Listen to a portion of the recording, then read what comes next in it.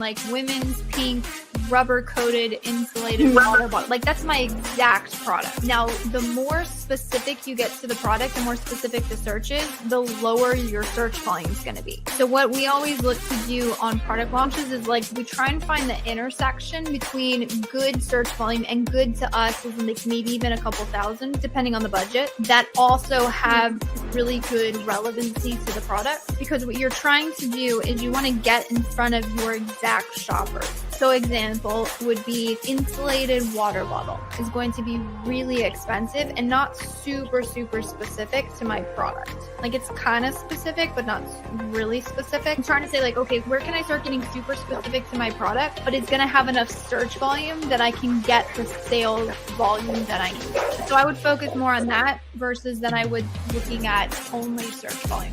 A bit of a technical answer here is we don't quote move them, meaning we're not going to pause the existing keywords. We're simply going to launch them in another match type. Again, make sure to keep the bids lower. Amazon actually, if you read their recommendations, they recommend keeping bids lower on broad and phrase match, even lower than the exact match. When we would launch those is honestly really dependent on performance of the account and availability of the budget. So if you launch a keyword in exact phrase and broad, so you have 50 keywords, right?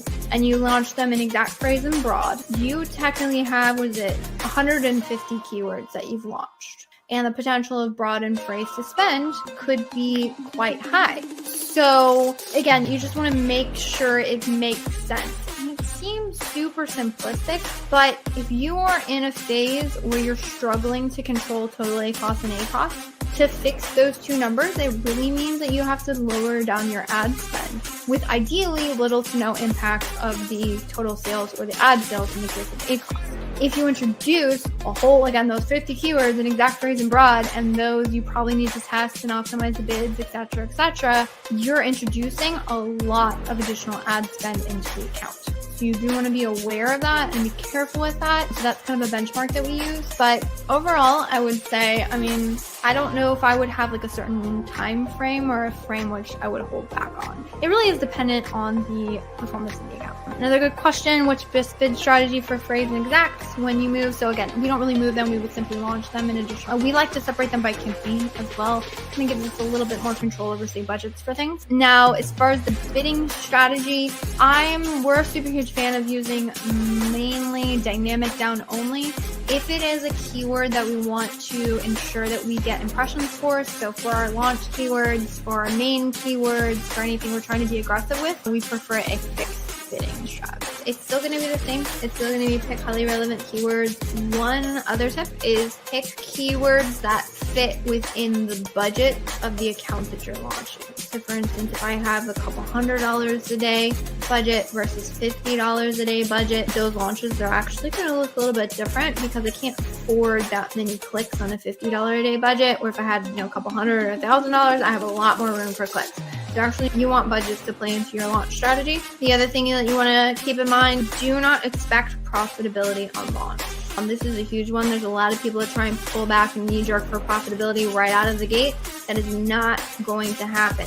The reason why it's not going to happen, and I'll tell you the numbers behind the numbers, is that ACoS is just going to be high on your product launches, and that is a function of two things. One, the aggressive cost per click you have to set to be able to get visibility in the beginning, and two, how low your product conversion rate is going to be, especially if you're launching without reviews. Those two things, once you start to be able to bring your cost per clicks down because you gain momentum or you're optimizing your bids, and then two, once your product conversion rate starts to increase because you're getting those reviews, maybe you're optimizing your listing a little bit more because you've learned more about your target market, that is going to help bring down your target ACoS. So those things, again, conversion rates is going to be low, high cost per clicks. That's actually like the nuts and bolts of why your ads are not profitable, and it's almost unreasonable to expect profitability in the beginning. And that's actually why, if you've ever had a product where you're like, no matter what I do, I cannot seem to bring the ACoS down, I'm struggling here,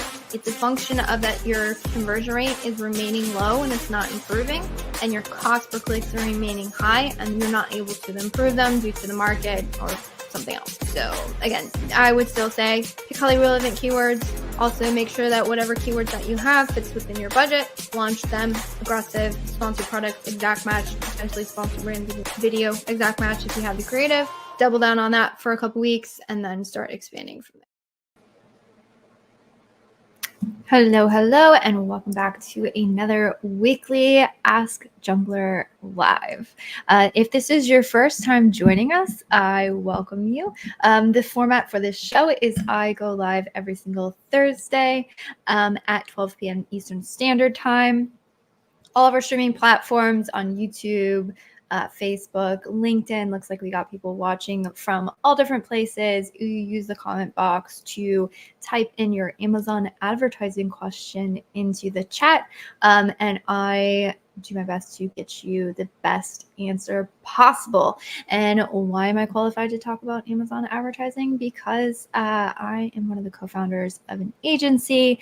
We have been helping brands grow through effective Amazon advertising, because it is possible, if you know what you're doing, to be able to grow without having to sacrifice profits. It's tricky. I'm not saying it's easy, but it is in some ways possible. And so I do my best to help you all run the best Amazon advertising you possibly can, so you can have your cake and eat it too. We're already getting some really amazing questions in the chat, so I appreciate Joseph always showing up, always asking amazing questions. So it looks like we'll dive right into it today. So yep, use the comment section to drop your question in the chat. Wherever you are watching, I would appreciate a like, or don't like, I guess, if you don't actually like it. I don't want you to lie. We'll see how today's show goes. I am in rare form today. If you're following me on LinkedIn, I pretty much woke up and chose violence and basically had a rant post. But then that rant post got really good engagement, and I think up to like 45 comments on the post now, which is not good. You guys have given me confidence in my rants, which means we're going to see how this show goes today. Maybe I'll rant a little bit. I opted to have a third cup of coffee. I normally have two. We're going on with 3 here, in a ranty mood and down to talk about Amazon ads. So let's get right into it. With that being said, hello, Joseph. I appreciate you always coming, always in with the bomb questions. Joseph is asking, if I analyze my PPC hourly reports, what actions can I take? Should I increase the bids when conversion rate is best, or simply when traffic is higher, regardless of the conversion rate percentage? Ooh, good question. Joseph, I know you are a smart cookie and you really like to get in the weeds and stuff, so I'm going to get it right in the weeds with you. So what I would say, also for those of you listening who didn't know that Amazon actually allows you to download the report that will show you the hourly performance data at a campaign level, you can do that. So you can go in, it's only for sponsored product ads, but you can download a sponsored products campaign report, and you can select hourly ranges. And then that's where the data that Joseph's talking about. So I'm not a fan of day parting if we're just guessing and shooting in the dark. I'm a huge fan of day parting if we're basing it off data, which is what Joseph is talking about. All right. Then when it comes to making adjustments off of this, that's a really good question. So there's 2 ways to do it, right? You can increase when things are better and conversion rates are higher, or you could decrease when things are not so great. So that's typically what we'll do, and we will look off of order volumes and conversion rates. So typically I would say 1, whenever you're converting best, it makes sense to throw more ad dollars behind it, mostly from a performance perspective. So if we know we convert higher, then if we throw more ad dollars, those ad dollars are more efficient, and that's where you get a lot of day parting. Day parting in that sense is also for increasing orders and velocity, but that's also from an optimization standpoint, I guess you would say. So if that's your goal, I would go with option 1. You're asking about when there's higher traffic. You can do that. What I would do is actually, because you can calculate the conversion rates of that, and with higher traffic is going to come higher, more amount of clicks, so it's going to be more ad spend.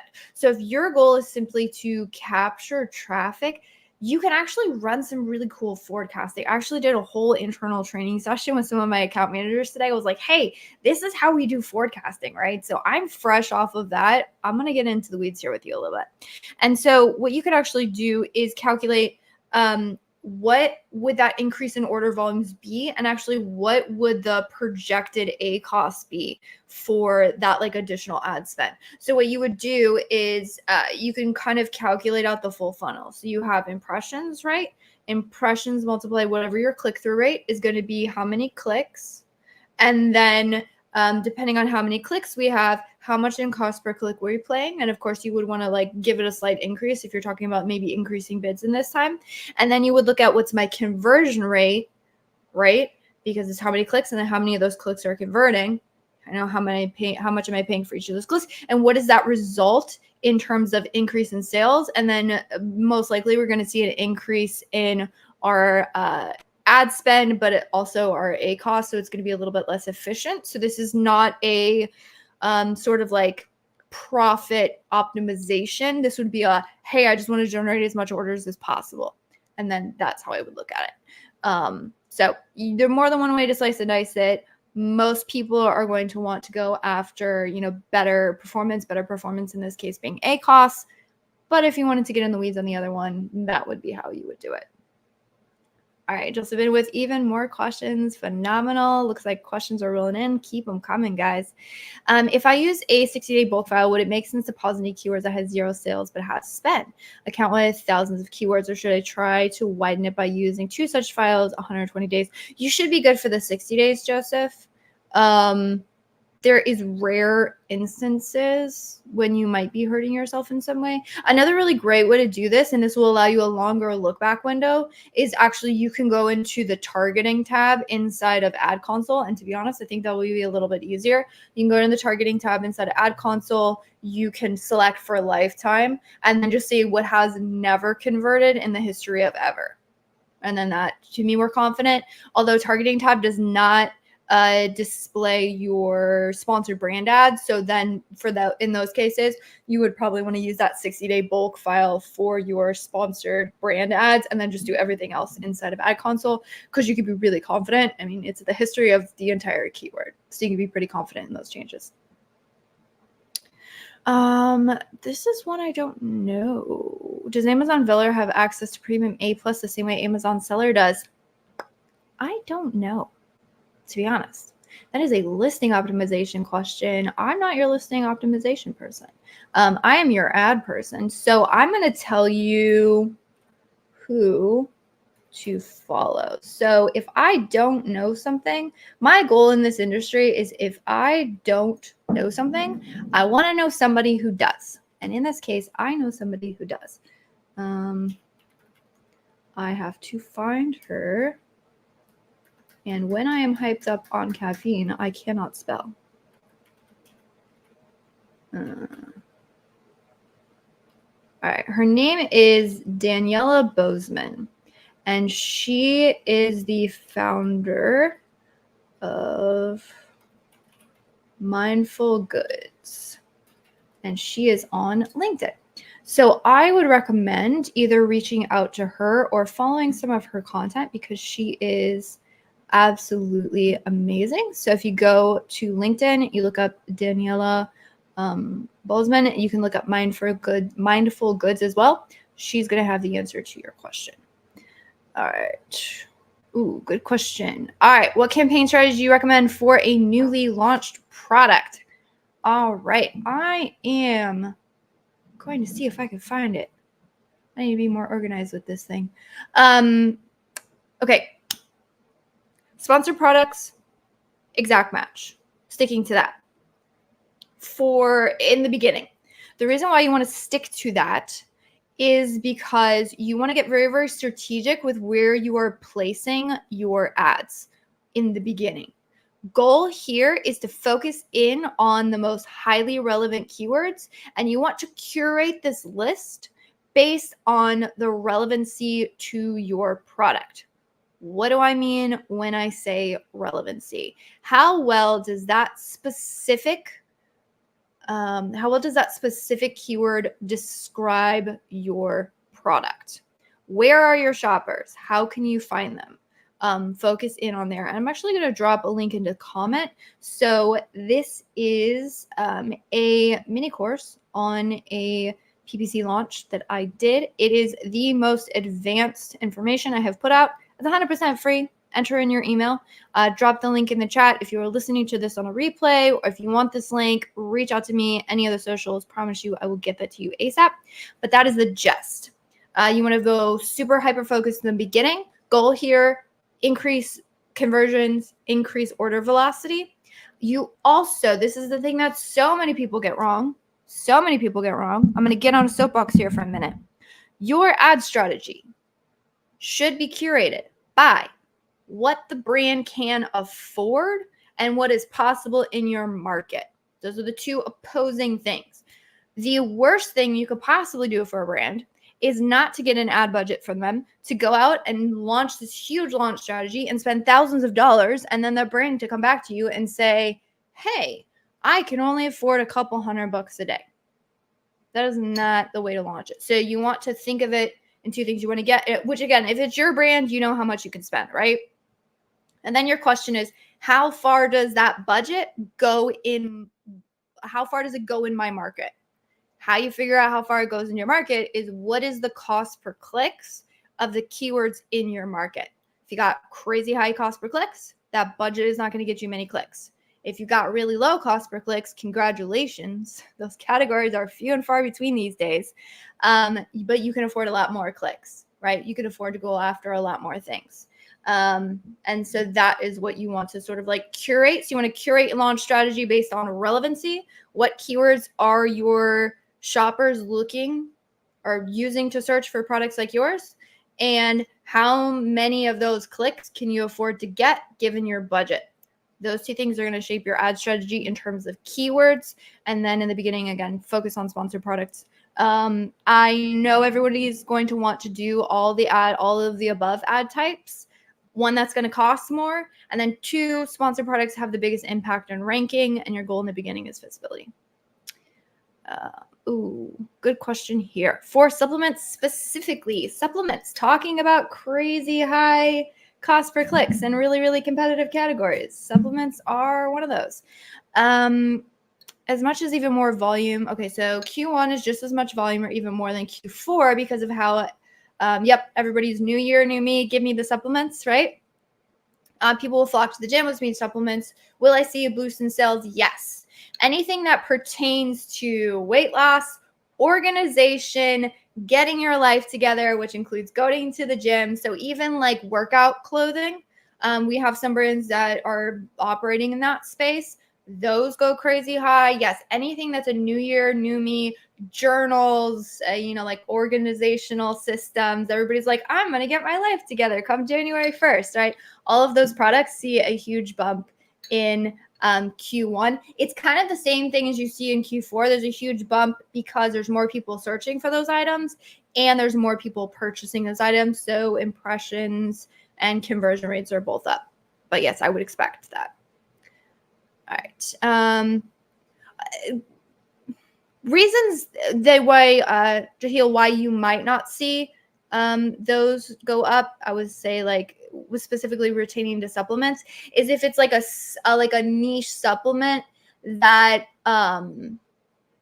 people might use, like an immune booster or something like that. Like it might go up, but so it is kind of dependent on the product, I will say. But yes, if you have a new year, new me product, 100% Q1 is gonna crush it for you.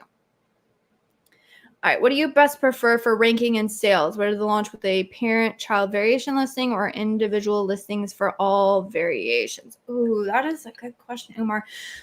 So context here is we don't typically make decisions when it comes to should this be a parent or child. We do leave that up to our brand owners. Now, I will say there are some distinct advantages to launching them separately when it comes to Vine reviews, because if it is a standalone listing, you can get a Vine review on it. And then if it's a combined listing, you can only get like Vine review on one of those versus if it was all separate listings.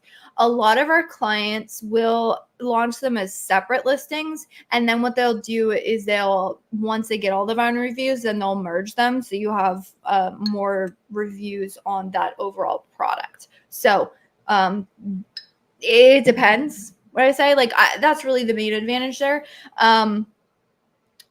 But in terms of launching them, there are some actually distinct advantages depending on the product to have multiple variations. So the way that you can think of it is for every single like search grid, you get one ad type spot. So you can have like a sponsored brand ad and a sponsored product ad, right? But it's like one ad type spot and one organic spot per listing, which in this case is a parent variation. So if you have all of them as standalone listings, technically you have more potential to get ad spots and organic spots on the page. However, that means that you got to pay for all of those additional ad spots, and that can get really expensive. And if not every single variation performs well, it can be sort of a struggle to rank all of them. So there is a very big con. Now, when it comes to ranking, a lot of it is determined by like velocity for that overall listing. Like, right, like reviews are combined in some ways, like velocity is combined. So if you have a product that appeals to different sections, or if you have variations that appeal to different sections of the market. So for example, if you had a black variation and a blue variation, and there was a ton of searches specifically for the, like a black product, like black blanket, black whatever it is, and then like blue blanket, like those were two very distinct markets. The way that would work to your advantage is if you can sort of get all of that, like sort of the separate market traffic into the listing and start getting more conversions, because you kind of have more potential market share that those products can appeal to. That's what's a distinct advantage. You will often see that parent variations can sort of outrank sometimes because you have all that incoming traffic that gets sort of combined. Now, where that might not be an advantage is there actually additional market for these variations? Or are you kind of like, are you almost in some way, like, it's not like you're competing against yourself, but like, is there additional market share that you can grab because you have like some other offer? So for example, if I had like a boy version and a girl version, right? Like somebody who is a boy mom, maybe they purchase pink. I don't know. It's 2024. But for the most part, like, people looking for a baby boy product are not going to purchase a pink variation in general, right? So you kind of miss out on that potential market. Whereas if you add in a boy variation, you're sort of gaining more market share because you have more appeal. If that makes sense. So is it an advantage? Weigh the pros and cons, decide what's going to make sense for you, launch accordingly, and adjust. Please suggest keyword research tools. Goodness. Keyword research tools. I don't know if you have access to, it's been a hot minute since I've been in those accounts. If you have access to Brand Analytics or Product Opportunity Explorer, I would use those. Those are native keyword tools. I believe they're available, but I would take a look at that. All right. As a clothing category has low conversion rate, high return rate, what can we do so we can be in profit? Yes, hard. Honestly, it's just a matter of keeping on top of your profits, right? Make sure you're checking it. Make sure you're watching the return rate, because to be honest, inside of Ad Console, returns are not factored in. Like, they don't retroactively go back and like take returns out of the equation. So you want to make sure that you have some sort of profit analysis you can do on a per product level to make sure you're not screwing yourself over and heavily advertising a product that has high returns. So that would be the one thing I would say, is just like tracking it. And then it's just optimizing for, one, relevancy of the product.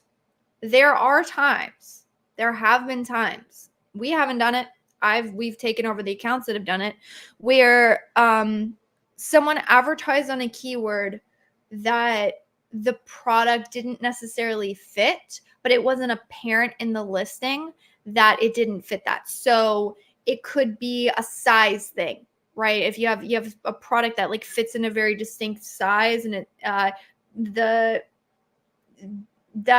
the market isn't fully aware that like this is an oversized product, or maybe there's like a certain feature that your product is missing, that there's a really big search volume around keywords that contain searches for this feature, but you don't really have it. And depending, shoppers, myself included, are notorious for not reading labels, just being like, okay, let me just go ahead and purchase it, right? I can always return it later. It's Amazon. And so what will happen is that if you are going after keywords where your product doesn't really fit, again, it's highly dependent on the market, but you actually can spike return rates if you're not being careful with what you're targeting with the advertising. So I would say that would be the one thing, is just be really crystal clear on what you're targeting, how you're targeting. And if you have any sort of analysis that you can do, like we have a tool that makes it easier, but you can always go into the back end and then just look at what people are calling out in the returns, and then just see like, oh, are they calling out that it doesn't have this feature and they didn't realize it didn't have this feature? One, you probably should adjust the listing and make it crystal clear. But two, make sure you're not going after those kind of things when it comes to advertising. But in terms of being profitable, it's really about, like, other than that context that I just gave you, it is really about doing what in general makes ad accounts profitable, which is going after lower cost per clicks and things that convert well. So focusing on those. Which one to target in ads if you don't have any variation specific? Haha. I have a video for you, and I'm going to find it, and I will also link it in the comments, because this is a really, really good question. The long and the short version of it is, for everything that, like you said, like doesn't call out a specific variation, what you're going to want to do is target it with your best sellers. Now, depending on like your stock in and outs and stuff, there's some reasons why you might want to add more than one product in. And it's this video, how to increase sales, the best variation ad strategy. Fun fact, we manage quite a few clothing brands and talk about complexity of trying to figure out variations. So Mara, I'm going to drop this in the chat. It should get to you on YouTube. I would recommend watching that. But if you don't have a specific ads that refer to the variations, just do the best sellers. And if you don't know in the beginning what's the best sellers, test all of them, optimize for best sellers. Ooh, I like this one. How do you optimize PPC for a commodity product where different features are minimal? What strategies do you find the most effective in such scenario?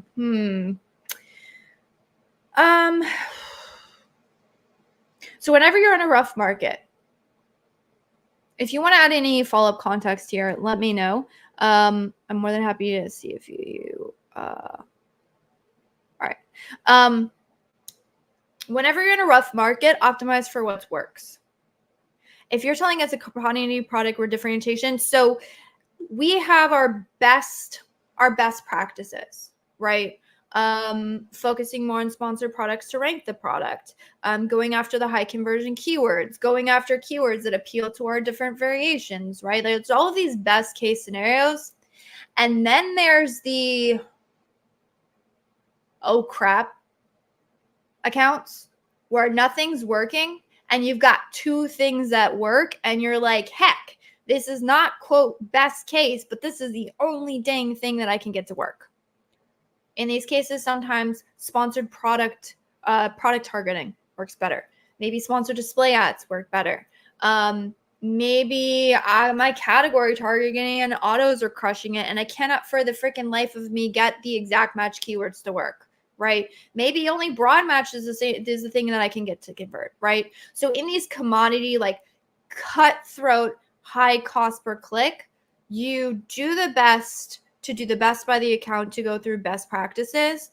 And then when you find something that works, you use that as a clue to stack what's working. And so sometimes best case scenario goes out the window and you're like, where can I get something that's affordable? And how do I just optimize the heck out of that? I don't know if that was helpful. That's how I go about it. But feel free to ask a follow-up question if that was clear. You mentioned the targeting tab. It doesn't work all day, even at day 1, period 1 on my account. Yeah, sometimes it's really, really dumb. So what I found is I've also seen that in crazy large accounts. We have a couple of those. It's like the targeting tab won't even load. Sometimes you could just wait a really long time and it will eventually load. Or what I've done before is select a shorter date range and then it will load, and then I'll select a lifetime date range, and sometimes that will sort of force it to load. So if it's not an option, I would say just go what you were saying before, 60-day bulk file, you should be fine. But otherwise, again, try just messing around with different date ranges, see if you can get it to work. Sometimes longer doesn't work, but shorter will kind of force it. All right. So please activate. Yeah. So for some reason with StreamYard, links don't post on LinkedIn, which is super dumb. So looks like you're watching on LinkedIn. If you want that link, shoot me a message on LinkedIn. I'll make sure to get that to you. Just a quick question. Does it make sense to do a catch-all if you only have, say, let's about 10 ASINs? Is it possible to do catch-all in sponsored brand campaigns? Yes, I would do it if you only have 10 ASINs and then test a sponsored brand campaign. The one weirdness about sponsored brand campaigns is, like, depending on where you direct the traffic, right? Like, are you directing it? No. Doesn't really work in sponsored brand campaigns. It will work in a sponsored display campaign though, because you could just add a crap ton of ASINs. Sponsored brand ads, you basically have to add, like you have the certain ASINs that you add to your creative. It gets kind of messy. Like even if we're doing like branded targeting, we still direct it to the brand store and then we'll pick like bestsellers or something. It's you want to be more careful with sponsored brands in aligning the keywords that you're targeting with the products. So that's where it gets a little bit messy if you're looking at sponsored brand ads. But sponsored display, go for it. It's worth a try. So inventory-wise, do you tell them to send in the same amount as we did for Q4 more? Have a lot of gym-specific, muscle building weight loss products, so it falls in line with the new year, new me people. Yeah, so I would say plan for increases in inventory. If you want to take a look at, it's not going to be the most scientific way to do it, but it will kind of give you an idea on the increases. You can actually go, Helium 10 will show you like the lifetime search volume, or not lifetime, I think it goes back a couple of years, but the search volume for a particular keyword, and that will kind of show you the spikes that are happening. And that kind of, again, it's not completely fail-safe. The best way to forecast is off of what happened last year. But in those cases, if you don't have last year to go off of, you can look at, just kind of like the traffic, like what does traffic increases look like, and sort of gauge off that. Yeah, John Blink. Yeah, shoot me a message on LinkedIn, and I will 100% get it over to you. How do you scale sales with search term reports for new launching or existing launch products? Good question. Simple, super simple. Look at the search terms. Figure out what search terms you do not have as keywords. Launch those search terms as keywords. That's the workflow. Now, ways that you should curate that launch workflow and not launch everything that has one order. And this depends on how much data you have. So if you have 2 things that converted in your search term report, that's only 2 keywords. That's not that many clicks. So launch all of them. If you have a lot to choose from, so if you have thousands of things that converted, congratulations. 1, you ran a really insanely awesome launch strategy. And 2, you probably have a really great product. So what you want to do is you want to curate that list, right? The more that you have in your search term reports, the more picky you can be. The less you have in the search term reports, the broader you got to go. So how would I curate this? I would curate it by number of orders. This tells you how certain you are that this keyword can convert again. So if I only have 1 order from a keyword, right? Is it a one-off? Is it going to convert again? I don't know. Statistically, I can't be as certain. 2 orders, I'm getting more statistical significance. Say that slowly. And so I can be more and more certain, right? What we found, and honestly, I didn't come up with this. it came from some amazing people in the industry who paved the way for me and what I'm doing now. But about 3 or more orders tends to be, more confident. That's where your confidence level really goes up. And so in that case, if I have a lot to choose from, then I say like, oh, hey, where do I have 3 or more orders, right? The other way that you can curate it is by performance being ACoS, right? So what targets do I have in my search term report that are not already keywords that are converting at an ACoS that is at or below my targets, right? Another way to curate the list, right? In an ideal world, I would have a lot of keywords that have great ACoS and above 3 orders, right? But depending on the product, depending on the search volume, depending on what the other ad structure looks like, you may or may not have a lot of those. So it's just, how do I apply my filters where I can get to like a decent amount of search terms that I can then expand into keywords? Again, the more curated you get, the less you have, vice versa. As a clothing category has low conversion, high return rate, how do you manage both so we can bring in profits? I believe I answered that one. Yep, it's just watch return rates and make sure profits are there. And if not, make sure you run, make sure you just start optimizing for 1, lowering cost per clicks, 2, increasing conversion rates. Lowering cost per clicks, increasing conversion rates. That is the way that you get more profitable with your advertising. Specifically with advertising, that's not talking about total ACoS. But if we're talking about ad profitability specifically, that would be it. What are the best practices for keyword research and management to ensure my campaigns remain relevant and competitive over time? Good question. I would say continuous optimization should lead you to the correct answer. If you have a good optimization process, you should. Now, if we're talking about remaining competitive, how you remain competitive is saying, because there's a push and pull dynamic here. I need to optimize to remain profitable for my account, but I also have my competitors who in some ways are sometimes willing to be unprofitable, and they're driving up the cost per clicks and they're being crazy aggressive. And so if I get too tight in my optimizations, I'm going to be losing out on market share. So how do you figure out where you're out on the spectrum is tracking market share. This is looking at keyword ranking. You can also use search query performance reports to do this.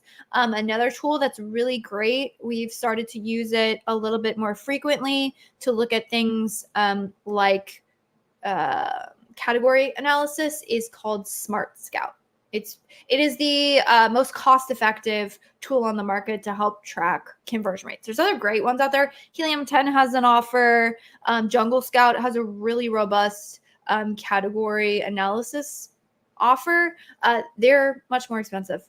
So depends on what you want to pay for, what the brand wants to pay for. There's like some crazy enterprise solutions that are freaking fantastic for tracking stuff like that.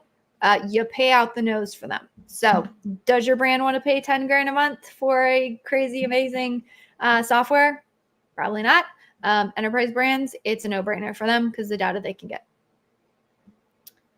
So-called loving the hat. Sweet. I put it on today because the hair was not hairing. Quick question for Amazon vendors. Do you use Amazon sales to calculate tacos or shipped revenue? Amazon's wholesale PPL. Yeah, the best way to calculate that is typically we do it by shipped COGS. Most of our brands, when they're tracking sales, they like looking at shipped COGS. But the other way that I would do that is I would just ask the brand to be like, hey, how do you guys, the best way to, if it's your brand, I would use shipped COGS. Again, that's what we use. But the best way to align with a client is ask them, how are you guys looking at that? So when they say sales are down, you say, oh, what date range are you looking at? Sometimes they'll say yesterday's data. And you're like, well, context for that is it's the day before Prime Day. Sales going to be down, right? So you always want to make sure that you're looking at the same thing. That way you can be on the same page. Because where confusion happens is when there's a breakdown in communication, and communication is that you do not fully understand what the other person is saying. And if you're not looking at the same date ranges, you're not going to fully understand. So ship COGS, ask the brand. Best strategy for new launch. Yes, I plugged a course. You are on LinkedIn though, so I'm not going to be able to send you this link. Text me on, send me a message on LinkedIn. I will 100% send you over this link. It is a free, you got to put in an email, but that's it. I'm not even putting these emails on my newsletter yet. I should totally, but this is going to be the best public information I have put out to date. It even has like some forecasting tools and stuff in there that I built internally for our team. So I would message me about that. Best strategy on launch. I'm going to give it to you in a nutshell. I recommend watching this replay because somebody else asked this, but focus on sponsored product ads in the beginning. First couple weeks, go in with your exact match so you can get really, really specific with where you're spending in your ad dollars. Curate your keyword list. Keyword list on launch is the most important thing to get right. You want to curate it by what is relevant to your product, i.e. what specifically are shoppers using to search for products like mine. And then you also want to further curate how many keywords and what you're going after based on the brand's budget and cash flow. What can they afford? And that will lead you to the correct launch strategy. And then you simply look at how that performs, optimize, branch out from there. How are you using a search query PPC report to help out in PPC? What's the best way to analyze data and how you stack up against the competitors? Great question, Joseph. And you are on LinkedIn. So the one I'm going to share with, I'm not LinkedIn, you're on YouTube. Cannot think today. The video I'm going to show you, I just go through it as far as like analyzing the conversion rates versus the competition. I don't add in ad data to that amalgamation, but I found it. All right, here we go.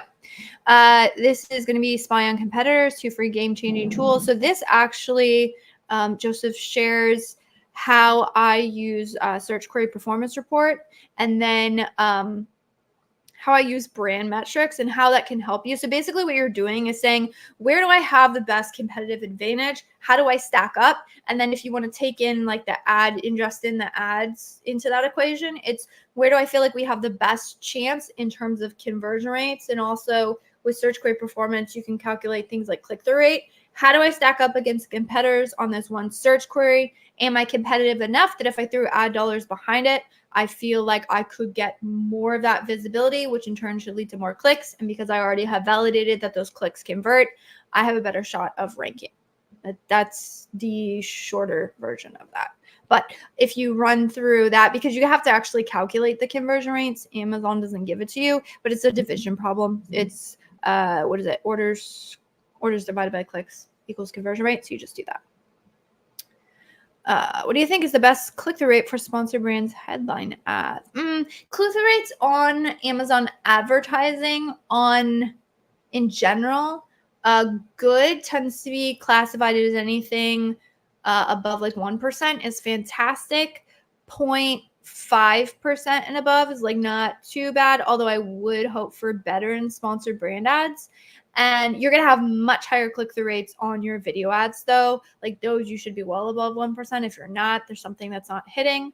And then anything that's below like 0.2, 0.3, you're getting into like, yeah, this sucks in terms of click-through rate. What is a strategy to increase sales? 2 ways to increase sales. One of them you can use ads to do better. The second one, ads have little to no control over. Technically 3 ways, but again, the last one's completely out of control and is very contingent on the market. There is something that I call, quote, the Amazon sales equation. I gave it a fancy name. It's just the path to purchase. So your sales are a function of how many people are seeing the products. Of those people seeing the products, how many people are clicking on the products, right? We have no visibility into that piece of the funnel when we're talking about organic. Now, we do have visibility into that piece of the funnel when we're talking about advertising, but you said increased sales in general, so I'm going to talk generalities. So it's how many people are clicking. Of those people who clicked, how many people purchased, which is your conversion rate. And then when they purchase, how much did I make? So the things to optimize for are more people getting to the listing, increased sessions, increased traffic, right? Ads drive traffic. That is the one that you can control. The second one is the conversion rates. When those people land on my product, do they actually purchase? The listing isn't optimized. If you have a really crappy offer, nobody's going to purchase. You can lead a horse to water. You can't make them drink, right? You can lead the shopper to the listing through ads. You can't make them purchase. And then the last one is basically dependent on sale price, right? Sale price, you only have so much wiggle room because you have market competition, right? You can't price too high. Nobody's going to purchase. You price too low, you make no profits. So there's that dynamic, right? Ads can control the traffic. Now, if you told me, I need you to double sales on this account today, give me enough ad spend, I could do it. The problem with that, and the reason why no brand wants me to do that, is because they will be losing money hand over fist. No business can sustain that indefinitely. There's some businesses with deep pockets that can sustain it for a little while. You're going to go out of business if you don't make any profits. So the question is not, should I increase the traffic? The question is, how do I increase the traffic? And how do I do it in a way that is not going to make the brand lose money? And in that case, it's you want to drive the most cost-effective traffic. How do you do that? Focus on the targets that have good conversion rates. Doesn't take you that many clicks to make a purchase. Focus on the targets that have a lower click cost per click. I don't have to pay as much. So if it takes less clicks for me to convert and I'm not paying as much, that is very cost-effective traffic. So in terms of increasing sales, goal is just to increase traffic, but increase cost-effective traffic is the way you want to think about it. All right. Can you provide insights into advanced bidding strategies such as dynamic bids or custom bid adjustments, how they can be used to enhance campaign effectiveness? I'm going to get snarky here for a minute. This is a good, honestly, this is a great question. I'm not knocking the question, but I'm gonna be a little bit snarky. Okay. Those advanced, like they're not advanced, but they don't, my observations over all the tests we have done is they do not enhance campaigns' effectiveness. They just don't. There are certain instances, specific use cases, where dynamic up and down bidding or custom bids can be advantageous. But those times are very few and far between, and we have not been able to effectively replicate it. It's more of a case-by-case test it, see if it works basis. It's not like, oh, in this specific scenario, always choose this, right? So in terms of those, quote, advanced strategies, just leave them alone. Don't mess with them. By far, the most cost-effective strategy, the one that we've had the best luck with, is dynamic bids down only. If your goal is to increase traffic or increase impressions, then fixed bidding strategy can be very effective. However, it can sometimes increase costs. So you do want to be aware of that. But I would leave them out, honestly. Old school, still the best way to go. I know it seems like Amazon does this all the time. Like they will give us this really cool advanced option. Case in point, the new targeting that is available inside of sponsored brand ads now. Like we're like, oh my gosh, this contextual targeting for the brand sounds amazing. They're giving us these really cool options and it seems more advanced and it's cutting edge. And then you use them and you're like, this is crap. This does not work. What is this? This is garbage, right? So I'm not saying dynamic up and down bidding. I'm not going as far to say that like it's garbage, never use it. I'm just saying just because it's the shiny thing doesn't always make it the best thing. But it's a test it and see, right? So like those new ones, again, it's not like we haven't proven that they replicate well in any like specific repeatable scenario. So it's an as case basis. Test it. Doesn't work. Great. Change it. All right, what strategies should I use to improve the quality score of my PPC ads, and how does it impact my ad placement and ad costs? Increase positive things, which would be conversion rates and click-through rates. Is really. So how do you increase those things? Targeting better keywords, targeting better placements, or making sure your bids are in the best placement so you affect better click-through rates and conversion rates, right? Now, how do you definitively increase the quality score? Quality score is like the honeymoon period that everybody talks about in launching products.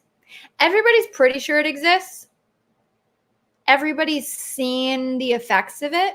It's a generally accepted concept, but nobody can quantify it, and Amazon has yet to confirm it, right?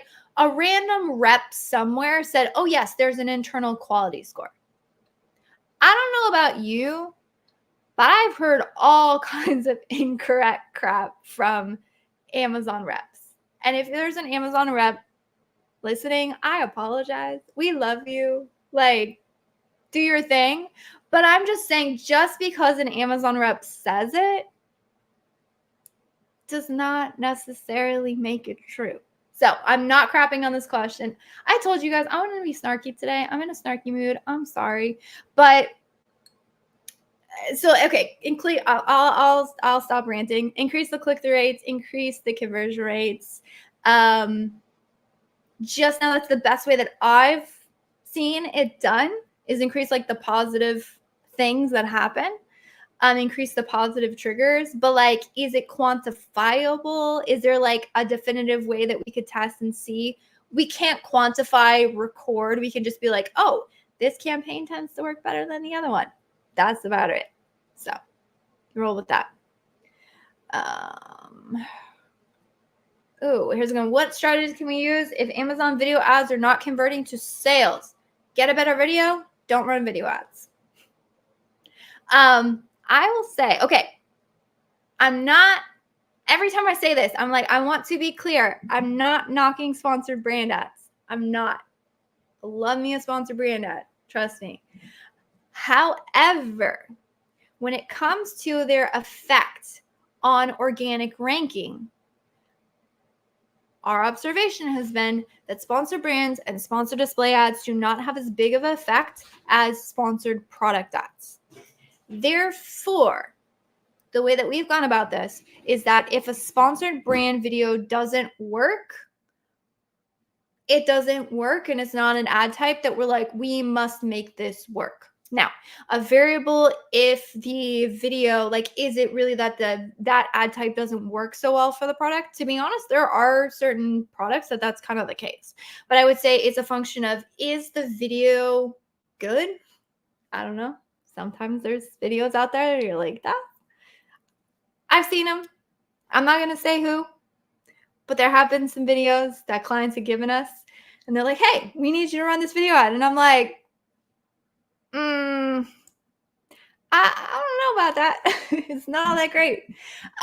So just not like, it's the only observation that we've been able to correlate in terms of what makes a good video ad is the first visual image of that video should be focused on the product. This does not go for like TV ads. Those are completely different beasts. But if we're talking on platform video ads, Amazon advertising is it's all search based. It's people searching for stuff. So when they're searching for something, if I'm searching for a hat, I'm like, I want a hat, right? I want a tan hat. If I go and search and I see a beautiful video of somebody putting on a hat that's a tan hat, I'm like, oh, that's what I wanted. Thank you very much. I'm going to click, right? They know exactly what the product is. They're like, I know what I'm getting. I'm going to go through and purchase. So that's what we've, like, we did an extensive analysis on like all the video ads that we were running. And that was like the unique thing that we did find correlated between the videos that had the better click-through rate and the conversion rate, is that it clearly showcased the product within the opening scene. Meaning, okay, I'm just rambling at this point, but I think you guys will find this valuable. So if you saw an image of me out here, right? You would see that image, you say, okay, so she's got headphones on, she's got a hat on, she's got some jewelry. Like, what are we talking? Like, there's a random sign in the background. Like, are we advertising? Like, you don't know what's to say. But if you saw this here without the headphones, right? You're like, oh, that's a hat. It's a hat. It's specific. So that's what I mean by like clearly in focus. It needs to be distinct, visual. That's what this is about. And then you can zoom out to show it, in use and lifestyle and all the features and bits and bobs you want to advertise. So I would say make sure the video ad is good, and then make sure your targeting is good. In sponsored brand ads, this also includes video. There's been some updates to the targeting types, meaning you can get some really crappy things that start popping up in your search term reports. So look at those search term reports very, very carefully, and just like make sure that you're actually targeting keywords that make sense for the product. All right. Here's one. What do you think? I think the most important title. Can you tell mobile sessions how to increase? Mostly people use mobile. Yeah, I mean, increasing mobile sessions is about showing higher in the search grids, right? So the problem with mobile is there's less placement on the main page. Like, you can only see a handful of products at a time. So if you have, like, say, search page 20 rank on desktop, it might not be so bad. If you have search page 20 on mobile, you're like way down there. It's not going to be much. So you just want to make sure that you show up higher in search. Do that two ways. One is by more aggressive advertising, right? Same thing with your advertising. If you show up bottom of page 1 on desktop with your ads, well, I mean, you still have some decent visibility. Well, if you show up on the bottom of page, the equivalent to bottom of page 1 inside of mobile, that's way, way, way down there, right? You don't want to have as prominent placement. We do not yet have optimizations for mobile placements. Walmart ads have optimization. Like, you can actually adjust where you want your ad to show up, if it's mobile or desktop, or like the device. So that's pretty cool. Will Amazon ever get that? I don't know. They did release some interesting data points inside the sponsor or in the business reports to show sort of like mobile traffic and desktop traffic, which is really interesting. But we can't yet take action on that on our ads yet, right? So really what we have to do is just try and push for higher placements is what I would think, higher bids and all that. Obviously make sure it's not going to hurt you in terms of profitability, make sure it is leading to sales, all the things that you should be checking. But that's how, and the other thing is, as far as, again, listing optimization, well outside of my realm of expertise. Listen to the people who are in the know on the actual thing that you want to know. Get advice from people who know their stuff. But what I will say is that, from my understanding, it is important to make sure like you don't show as much of the title on the mobile version. So in some ways, you do want to make sure that that is optimized. All right, getting a lot of questions on strategy for ranking and launching campaigns. So I'm going to plug it again. I've plugged it 3 times. So sorry for anyone who's actually, if you've been listening to me this whole time, 1, I love you. 2, why? But I launched in conjunction with one of my good friends over at FBA Excel. He pushed me to finally put out a mini course completely free that goes way, way, way more in depth than I can on this live here on how to launch products. So message me. It looks like you're on LinkedIn. I would message me on LinkedIn for that. Good question here. For how many days should we test a sponsored keyword campaign, top of search placements for a single new keyword campaign? So I'm going to say, ideally, I would want to test it for more than 1 day. Because I was going to say, it doesn't matter like in terms of days, it matters in terms of clicks. That is still true. There are certain people I have heard, and this is not like, It's not necessarily bad advice in general, but it's not as good of an advice as I would like to give.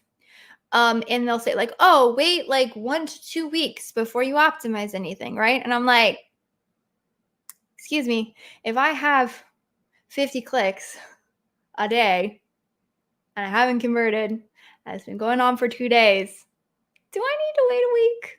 No. I can optimize before that, right? So it's really like, how many clicks can I get and how confident can I be that this does or doesn't work? The more data you have, the more confidence you can have in the changes that you're making. That's when everyone's like, we need to gather data and we need to optimize. That's not wrong. So it's really just, I need to have enough information to be confident of the changes that I'm making. And so actually the hardest accounts to work with are the ones with limited data, because you have like little to no certainty that you're even doing the right thing. So say as soon as I have the most confidence to do the right thing. How do I have the most confidence to do the right thing? How many clicks on average does it take me to convert to a sale? That's my conversion rate. 1 divided by whatever the product's conversion rate is how many clicks on average it takes you to convert to a sale. So if I have a 10% conversion rate, it takes me 10 clicks on average. Now I might want to give that keyword a little wiggle room, right? Like maybe I am giving it 12, 15 clicks, something like that, right? But so I want to give it enough, I want to have enough confidence that if it's an outlier, I'm not screwing myself and turning something down too soon. But I don't need to wait. It's not like a timeline, it's a data timeline, if that makes any sense. Hopefully it does. Cool. Looks like we've got about 2 minutes left, but I have powered my way through to the end of the question set, which is awesome.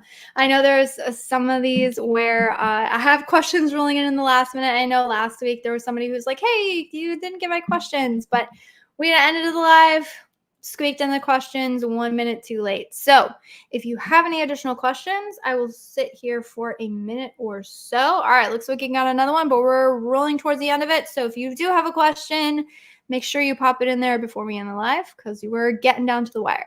What match type do you recommend for keyword ranking purposes? Exact match. I recommend exact match. Now, told you I've been ranting on LinkedIn, man. I rant in my posts and I rant in comments. So seems to be working. I get comments, I get interactions. I'll keep doing it till somebody tells me to shut up. But there has been some talk in that, exact, as much as I said, hey, focusing on exact match for ranking purposes, I do want to be clear that is not because I consider exact match, quote, the best match type, or nor do I mean that you can't rank through broad match, phrase match, even auto campaigns, or, heck, product targeting has some, indirect relationships with keywords, right? So I'm not saying that those are not, quote, good match types, or they're not useful for anything, or that they can't even help you rank. It's not about, does the algorithm favor exact match more? The reason why exact match has a very distinct advantage when it comes to ranking is for the fact that you have much more spend control over the search pages that your spend is going to. So in the case of, say, a broad match, right? There's a ton of different search terms that can be triggered through that keyword, and you control the bid at the keyword level, and then it spans out into all those search terms. And every time you increase the bid, you're increasing how much you're going to pay for all of this clump of search terms. Within that clump of search terms could be the one search that you are targeting and going after for ranking. So again, that, that sales, that click-through rate, all of those positive signals and things that are happening in that search term that's triggered through the broad, those still add to your ranking. They still can help you rank. The problem is, can I say, okay, I want to increase this bid, but I only want to spend more on this one thing? No, you can't do that. You got to spend more on everything, and that can get really, really expensive and really inefficient and cause like high A costs and all kinds of other issues. But with exact match, you could say, hey, I want to increase ad spend on this one specific thing. And then that's where the ad spend is going to go because that's the nature of exact match. So short answer, exact match. Long answer is it kind of depends, but there's a specific reason, and that's because of budget control. But great question. I love it. It was a really great question. So we are at time today. I appreciate everyone joining. If you liked what you heard, feel free to give us a thumbs up or thumbs down if you didn't. Hopefully you did. And hopefully you will come back. Maybe you've heard something, you've got something that had been really helpful. We are going to be here same time, same place next week. So make sure you join in for that. And we'll make sure to answer more of your Amazon advertising questions. So thanks so much, guys. I will see you in the next one. And that wraps up this episode of the Ask Junglr Amazon Advertising Podcast. I hope you found these insights and strategies helpful in your Amazon PPC journey. Remember, if you have a burning Amazon ad question that you'd like answers to, head over to junglr.com/live to join our next live Q&A session. Until next time, keep optimizing those ads and stay hungry.